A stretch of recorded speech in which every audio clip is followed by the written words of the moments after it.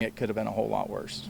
At least 5 shots were fired in Matthew Delaney's direction last Thursday. 3 shots hit the house next to him, 1 struck his SUV, and another hit his face and exited out his shoulder. This morning, he had surgery on his upper jaw. He remembers everything, so he was at the back of his car, and all of a sudden, he was on the phone with his friend, and all of a sudden, he heard gunshots, multiple at one time, and he ran to the back, realized he was hit, told his buddy he was shot, and he decided instead of bleeding out or waiting on the ambulance to get in his car, so he ran, grabbed his keys, got in his car. His buddy met him close by and then took him to the Mobile Infirmary. His brother James says the bullet shattered several of Matthew's teeth, and he also had a tear in his lung and had to have a tube put down his throat. His family started this GoFundMe to help with the medical expenses. We're looking forward as well.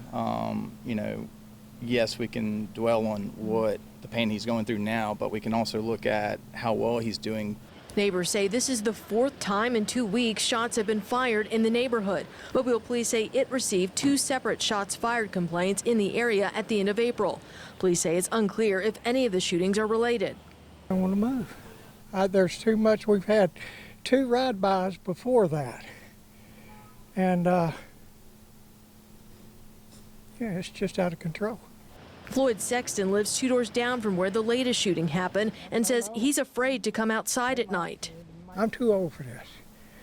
I'm too old. I'm 74. I don't need to be in the hospital with a bullet wound.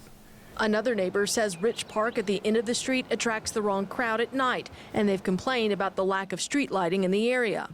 They do all kind of stuff. You see condom paper wrappers on the ground. You see the condoms on the ground. You see needles on the ground. You see all kinds. You see the drug deal go down. This neighbor, who didn't want to go on camera, says the alarming behavior isn't isolated to nighttime. One of the recent shootings, she says, happened right after school let out. The school bus had just let the kids off. It's like middle school age kids, I think, because they was older kids. 5 shots and the kids took off and running. It's sad because the people that's good people here are talking about leaving because of this. James says this is the home he and Matthew grew up in together, and they have fond memories playing in this park. A park that an unknown shooter may have emerged from and fired last Thursday. He doesn't have any issues with anybody, so he doesn't think that he was targeted in that sense. We don't know if it was just somebody walking by and an opportunity and just decided, or if they had an issue with somebody else in the neighborhood. We don't know.